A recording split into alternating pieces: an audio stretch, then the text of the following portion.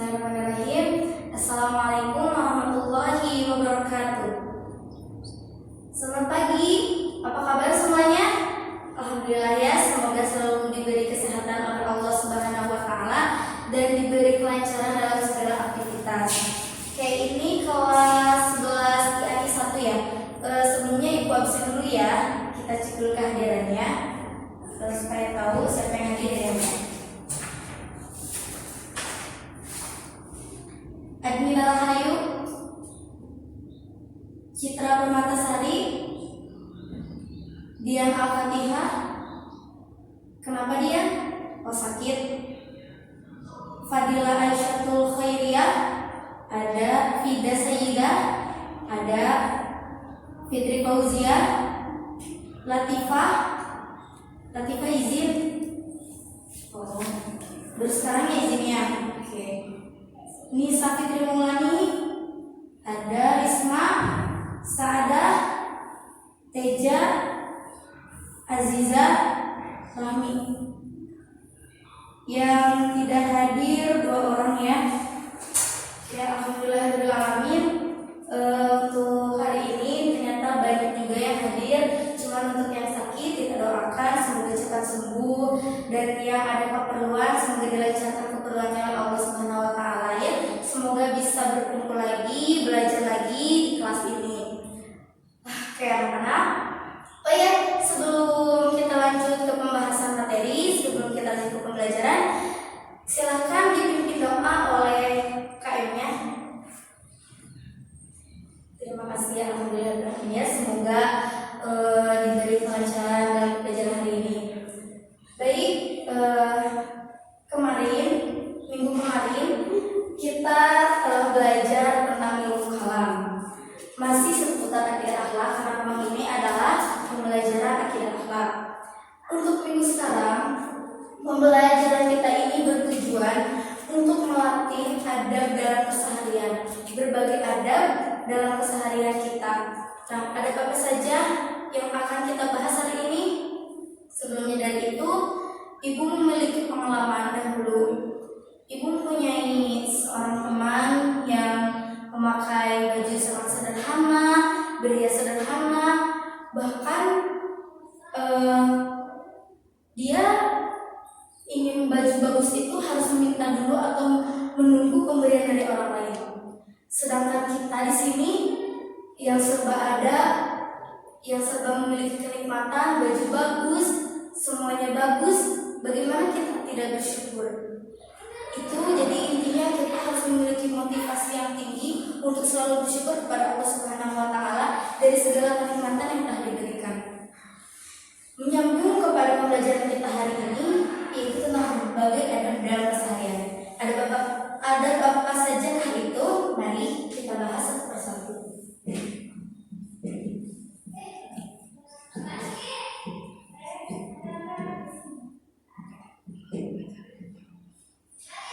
Adab berpakaian.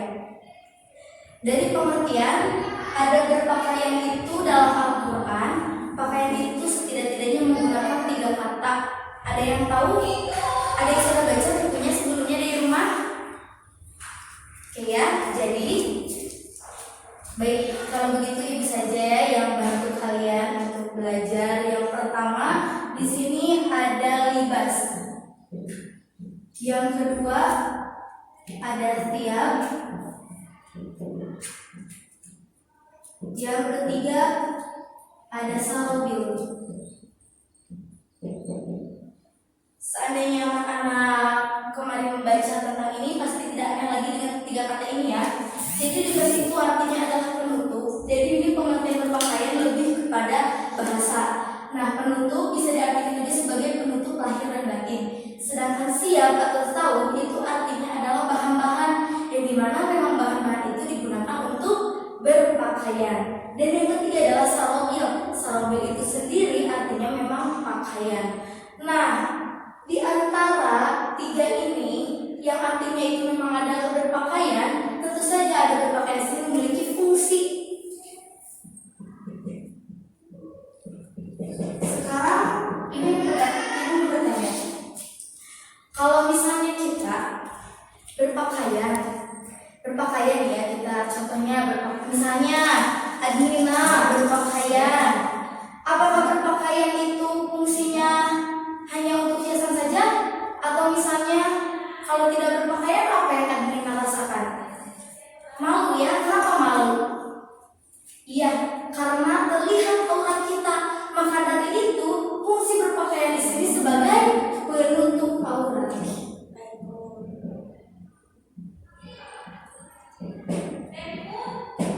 Penutup aurat. Yang kedua, secantik-cantiknya manusia, kalau tidak berpakaian, kira-kira apa yang terjadi? Apakah akan tetap cantik? Akan tetap pantas? Tidak. Berarti fungsi dari ada berpakaian yang kedua itu sebagai apa? Coba Latifah. Iya benar, sebagai perhiasannya, hiasan atau sebagai perhiasan. Perhiasan.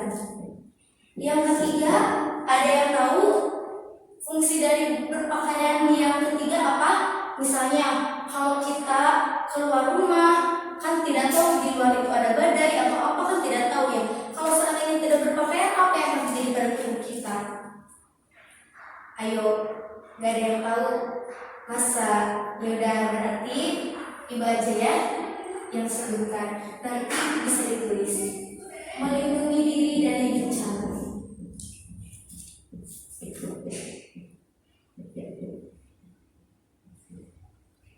Melindungi dari bencana.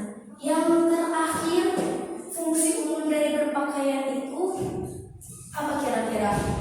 Seperti ini ya. Misalnya Latifah memakai baju panjang, memakai rok, memakai kerudung. Kira-kira orang akan mengira Latifah itu sebagai siapa? Siapa Latifah ini dengan berpakaian seperti itu? Ya, orang muslim. Ya, lebih tepatnya seorang muslimah. Nah, berarti fungsi berpakaian di sini sebagai apa? Penunjuk identitas.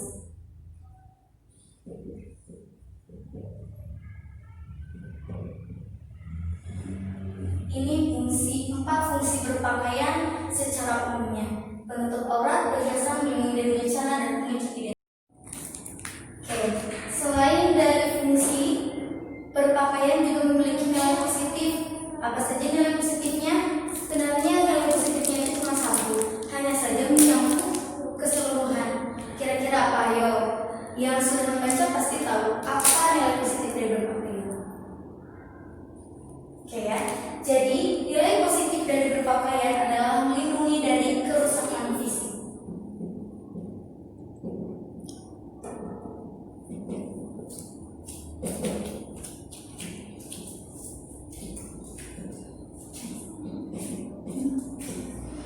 Melindungi dari kerusakan fisik. Kenapa harus melindungi dari kerusakan fisik?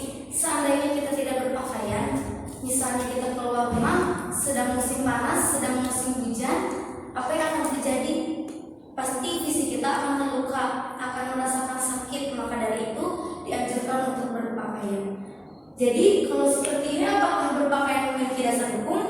Jelas, berpakaian memiliki dasar hukum, yaitu dalam Quran surah Al-A'raf ayat 22. A'udzubillahi minasyaitonirrajim. Bismillahirrahmanirrahim. Falamma dzaqa syajarata badat lahuma sau'atuhuma wa tafiqa yansifani alaihima min waraqil jannah. Yang artinya, tatkala keduanya memakan buah kayu itu, maka nampakkan oleh keduanya aurat-auratnya. Maka mulailah keduanya menutupinya dengan daun-daun surga. Pertanyaannya, apakah di antara anak-anakku ini ada yang tahu dari kisah mana ayat Al-Quran tersebut? Manusia pertama di bumi siapa? Ya, Nabi Adam alaihissalam. Jadi dalam ayat tersebut dijelaskan bahwasanya dahulu kala ketika Nabi Adam dan Siti Hawa tergoda oleh syaitan untuk memakan buah khuldi, di sana Allah memberikan hukuman dengan terlepasnya pakaian keduanya. Nah, berarti di sana dapat kita ambil kesimpulan bahwasanya berpakaian itu tidak hanya di zaman-zaman sekarang saja, tetapi sudah dicontohkan oleh Nabi Adam alaihissalam beserta Siti Hawa pada zaman dahulu. Jelas ya? Nah, lalu bagaimana pembiasaan berpakaian menurut ajaran Islam itu? Yang pertama, pembiasaannya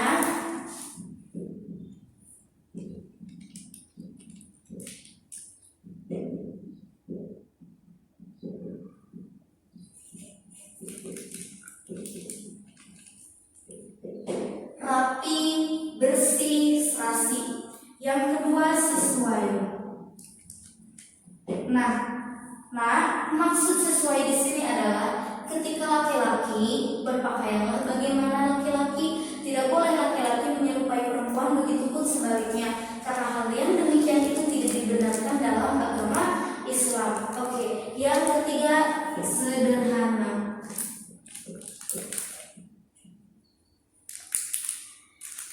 Sederhana maksudnya tidak berlebih-lebihan ya. Yang penting kriteria dari berpakaian sesuai ajaran agama Islam itu harus bersih, rapi, serasi, sesuai, dan tidak berlebihan, tidak terlalu mencolok, tetapi tetap sopan dan tidak keluar dari fungsinya sebagai penutup aurat. Yang selanjutnya ada yang tahu selain dari tiga ini, dari kebiasaan berpakaian? Ya, kan banyak ya. Misalnya yang satu, tidak boleh bergambar negatif. Apa saja bergambar negatif itu Bu? Misal bergambar jorok atau sesuatu yang tidak pantas untuk diperlihatkan kepada orang lain ya.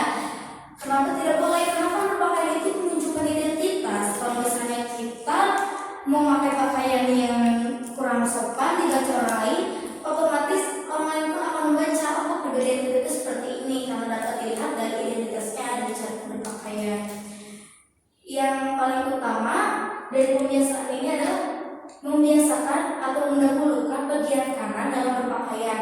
Itu ya, karena sesuai dengan ajaran Islam. Itu demikian tentang adab berpakaian. Kita lanjut ke yang nomor 2, yaitu tentang adab berhias.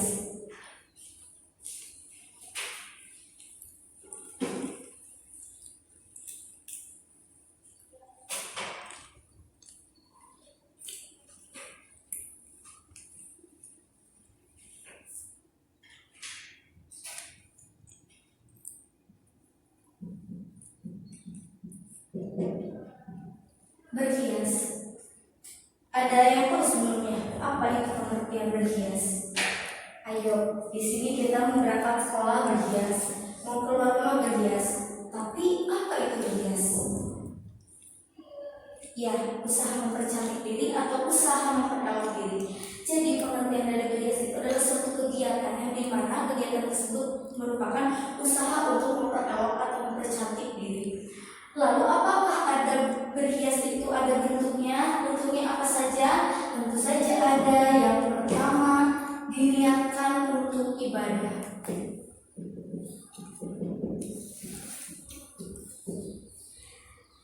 Jadi berhias itu harus diniatkan untuk beribadah. Contohnya apa? Terus saja curhat teman kita, teman laki-laki kita.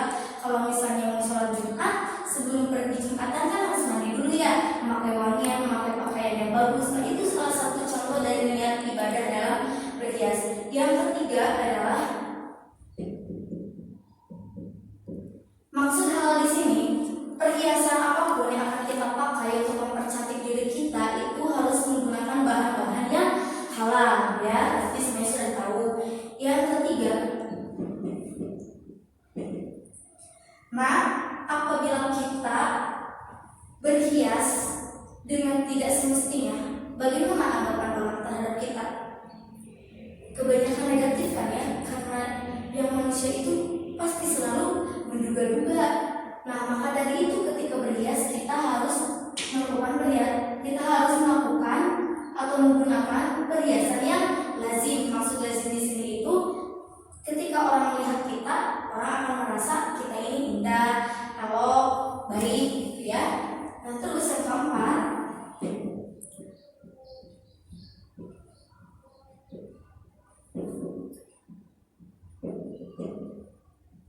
jangan untuk foya-foya. Berhias di sini itu jangan untuk foya-foya. Jangan tanya ingin berhias nih ya, misalnya berhias itu karena tujuannya ingin menarik perhatian dari lawan jenis sehingga memunculkan kemadolotan. Nah, itu tidak boleh. Jangan untuk foya-foya ya, tetapi kembalikan lagi niatnya hanya untuk beribadah, untuk memperdalam diri supaya enak dipandang. Tapi yang dipandang di sini itu bukan untuk memancing lawan jenis ya, untuk melakukan sesuatu yang tidak diinginkan. Nah, ini adalah berbagai bentuk adab berhias. Oke, selanjutnya kita maju ke masih tentang adab berhias.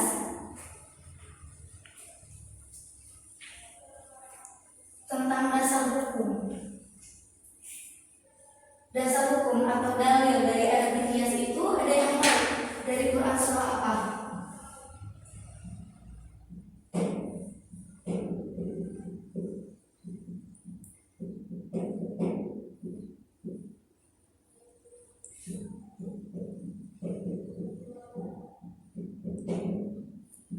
Nah, ini adalah dasar hukum dari adab berhias.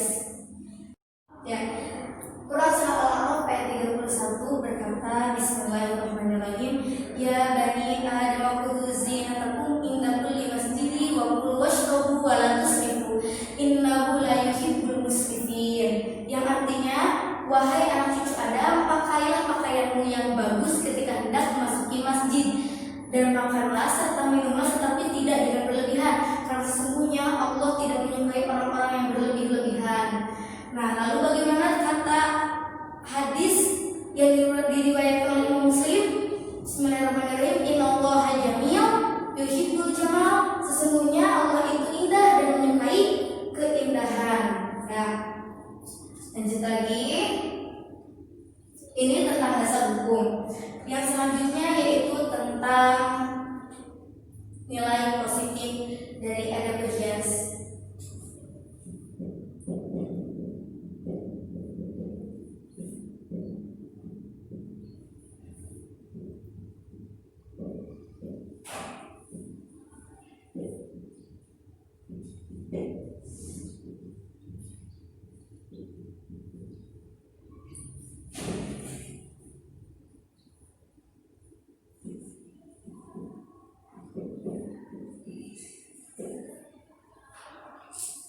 Jika kita mempelajari, memahami, serta mengaplikasikan adab berhias dalam agama Islam, pasti nilai-nilai positifnya itu akan terkandung semuanya dalam ajaran Islam dan sesuai dengan norma. Ketika kita melakukan sesuatu sesuai dengan adabnya, sesuai dengan normanya, pasti akan menimbulkan sesuatu yang positif terhadap diri kita. Begitu ya. Lalu bagaimana dengan pembiasaan dari adab berhias? Pembiasaan adab berhias itu ada dua, hati-hati nak. Pembiasaan dari adab berhias ini ada yang membolehkan, ada yang mengharamkan. Memangnya ada berhias yang diharamkan? Ada. Kita mulai dulu dari yang menghalalkan. Yang menghalalkan berhias itu kita kembalikan lagi kepada bentuk adab berhiasnya, yaitu yang ibadah halal, rajin, dan tidak untuk berkoyak-koyak. Ini kriteria berhias itu dihalalkan atau dibolehkan. Tapi bagaimana adab berhias yang diharamkan? Ada berhias yang diharamkan itu adalah berhias dengan menonjolkan aurat kita terhadap lawan jenis dan menimbulkan atau memunculkan kemudaratan terhadap diri kita sendiri. Nauzubillah min dzalik. Nah, itu demikian tentang adab berhias. Kita lanjut lagi ke nomor 3.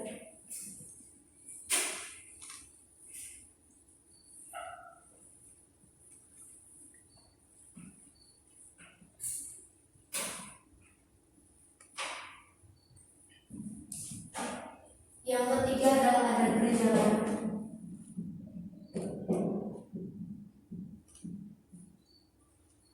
Yuk, biar tidak ngantuk, ibu sini mau bertanya. Apa kata yang sama dengan perjalanan dalam bahasa Arab? Silakan lihat. Rihlah, betul.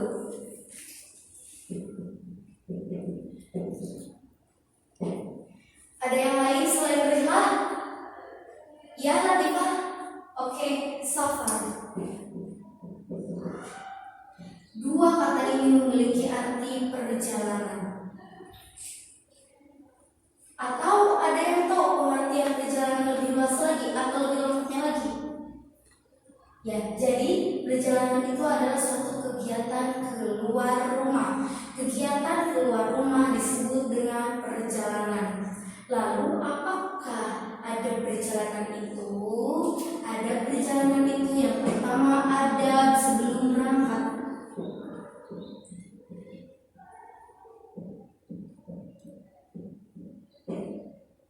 Adab sebelum berangkat. Apa bu adab sebelum berangkat? Nah, tadi mau berangkat ke sekolah baca doa atau tidak? Ada yang baca, ada yang tidak ya. Tetapi bagusnya kalau sesuai dengan ajaran Islam itu harus berdoa. Biasanya kita kalau keluar rumah bismillah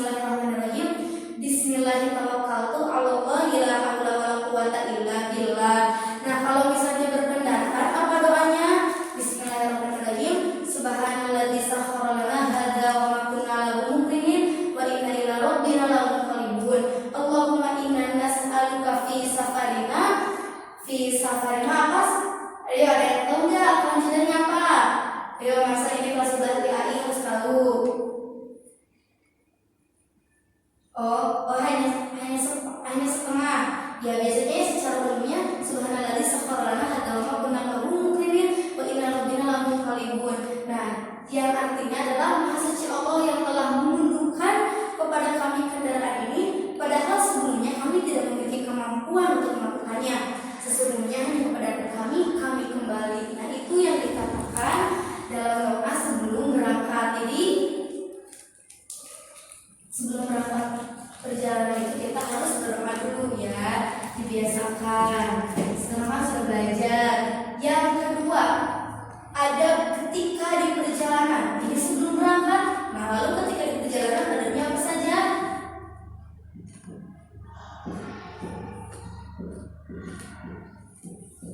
Ketika di perjalanan itu kita tidak boleh banyak bergurau, tetapi harus banyak berzikir. Karena dalam perjalanan ini kita itu selain untuk menghibur diri juga untuk menyaksikan betapa indahnya ciptaan Allah Subhanahu wa taala alias untuk tadabbur alam. Maka dari itu gunakanlah ketika di perjalanan itu untuk berzikir. Yang selanjutnya jangan membuang sampah sembarangan. Yang ketiga banyak bersyukur. Lalu yang ketiga, ketika sampai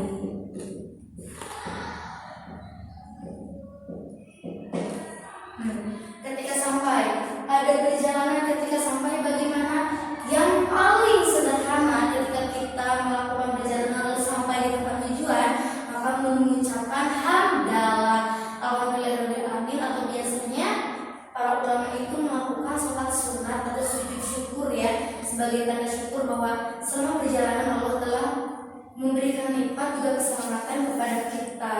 Nah, itu tentang ada perjalanan, tentang bentuk adabnya. Lalu tentang nilai positifnya, apa nilai positif dari ada perjalanan?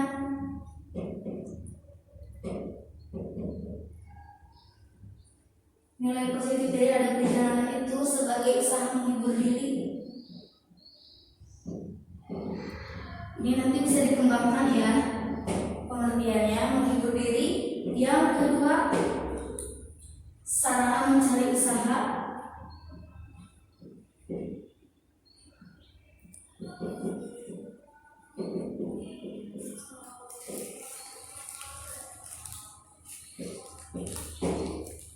Yang ketiga, mendapat pengalaman.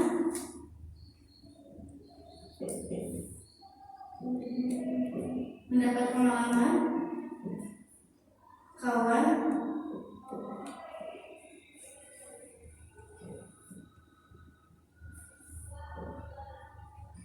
Dan masalah. Ini ya, ini harus dicatat baik-baik. Jadi nilai positif dalam ada perjalanan itu adalah sebagai sarana menghibur diri, sarana mencari hasil usaha, dan mendapat pengalaman kawan serta wawasan baru. Oke ya, kita lanjut lagi ke ada bertamu dan menerima tamu. Karena ini sepaket, jadi Ibu akan menjelaskannya secara berbarengan saja ya, untuk mempersingkat atau mengefektifkan waktu supaya nanti ada waktu untuk berdiskusi.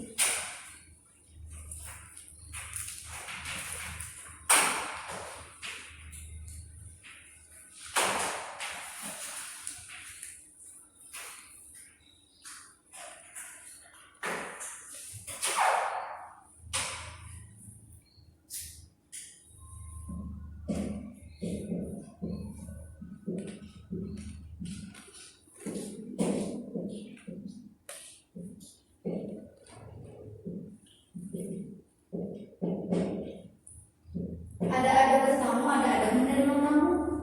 Ada bertamu. Dengan adanya bertamu kita dapat melakukan silaturahim. Silaturahim itu adalah suatu usaha untuk mempererat jalinan persaudaraan antar umat muslim. Nah, lalu bertamu itu adanya apa saja? Banyak ya, tapi yang paling umum, yang pertama ada bertamu itu adalah menentukan waktu yang tepat. Jadi jangan sampai kita bertamu ke rumah orang lain jam 12 malam. Kan itu tidak sesuai ya, mengganggu orang lain itu jatuhnya. Nah, jadi harus memperhatikan waktu. Yang kedua yaitu mengetuk pintu dan mengucapkan salam. Ketika kita bertamu ke rumah orang lain, sebaiknya kita sebagai orang muslim itu mengucapkan salam dan menutup pintu, ya, sebagaimana yang dijelaskan dalam Al-Quran. Quran surah An-Nur ayat 27. Bismillahirrahmanirrahim. Ya ayyuhalladzina amanu la tadkhulu buyutan ghayra buyutikum hatta tastanisu wa tusallimu ila ahliha. Dzalika khairul lakum la'allakum tadhakkarun. Ada yang tahu artinya apa? Wahai orang-orang yang beriman, ya, selanjutnya, wahai orang yang beriman, janganlah kamu memasuki rumah yang bukan rumahmu kecuali dengan seizin dan setelah mengucapkan salam kepada penghuninya. Yang demikian itu adalah baik bagimu agar engkau selalu ingat. Nah, jadi untuk bertamu ke rumah orang itu harus mengucapkan salam dan menutup pintu dulu. Yang selanjutnya dari adab bertamu ini adalah mengenalkan diri. Bu, kalau misalnya udah dikenali, kalau sudah dikenal tidak apa-apa. Tapi kan kalau misalnya kita berkunjung ke teman lama, misalnya lupa kita ini siapa, perkenalkanlah diri kita, ya. Misalnya saya Adina dari Bayonggong. Masih ingat tidak? Saya di sini mau silaturahim. Kebetulan saya ada waktu untuk bermain ke sini untuk memperoleh tadi silaturahim saya seperti itu. Nah, itu. Terus yang selanjutnya adalah jangan duduk sebelum dipersilakan. Itu ada kesopanan dalam bertamu dan itu kebanyakan jarang dilakukan oleh orang-orang pada umumnya, ya. Tetapi ketika kita sudah belajar, maka kita harus mengaplikasikannya, itu, ya. Nah, lalu bagaimana dengan adab menerima tamu? Tadi kan bertamu, lalu yang menerima tamu bagaimana? Nah, kita ketahui dulu pengertian dari menerima tamu itu apa. Menerima tamu itu adalah kita, seorang manusia yang dilayat atau dikunjungi oleh orang lain, oleh saudara kita, oleh keluarga kita yang jauh. Itu arti dari menerima tamu. Jadi kita itu kedatangan orang-orang yang akan mengunjungi kita, yang akan melayat kita. Nah, seperti itu, ya. Nah, terus ada dari menerima tamu itu apa? Ada bertamu kan? Tadi bla-bla-bla-bla kita sudah tahu. Kalau ada menerima tamu apa? Yang pertama, penghuni rumah harus sopan santun. Harus sopan santun. Yang kedua, harus menjawab salam. Nah, gini anak, kalau misalnya ada yang bertamu mengucapkan salam, dijawab atau tidak? Harus dijawab, ya. Harus dijawab. Nah, yang selanjutnya harus menyambut tamu dengan baju yang sopan dan rapi. Jangan sampai menyambut tamu dengan baju tidur. Berarti itu tandanya kita mengajak tidur, tidak boleh, ya. Tidak sopan. Nah, yang selanjutnya adalah mempersilahkan duduk dan memberi jamuan. Memberi jamuannya kalau di Sunda mah disuguhan begitu, ya. Nah demikianlah anak-anakku, sudah selesai, ya, berbagai jenis adab dalam kehidupan sehari-hari yang mesti kita perhatikan, meskipun itu dari hal yang terkecil yang sampai kita tidak terpikir ke sana. Nah, untuk selanjutnya ibu ada tugas buat anak-anak. Di sini masih ada waktu berapa puluh menit lagi. Silahkan membagi kelompok menjadi 5 kelompok sesuai dengan pembahasan kita tadi. Lalu apa saja tugasnya?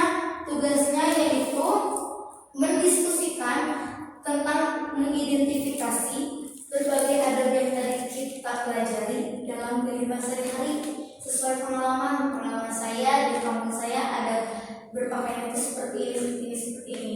Nah, nanti menuju ke depan per kelompok untuk mempresentasikannya. Ya, silakan dimulai dari sekarang. Ya, gimana? Sudah selesai diskusinya belum? Belum, ya, tidak apa-apa. Tapi ini berhubung waktu sudah habis, ya, kita lanjut ke sini minggu depan, ya. Jadi untuk presentasinya dimulai saja di minggu depan karena sekarang waktunya sudah habis dan juga beristirahat juga. Ya, begitu. Jadi dari apa yang kita pelajari selama 2 jam pelajaran ini, yaitu tentang ada berpakaian, berhias, berjalan, bertamu, dan menerima tamu, itu adalah suatu hal yang tidak pernah hilang dari kehidupan kita sehari-hari. Maka dari itu Islam mengaturnya agar kita menjadi manusia yang terarah, ya. Jadi kita dapat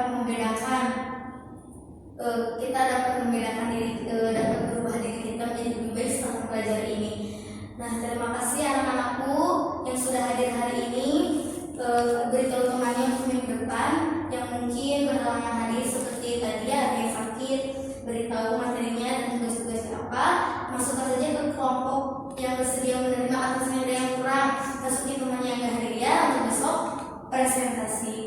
Alhamdulillah,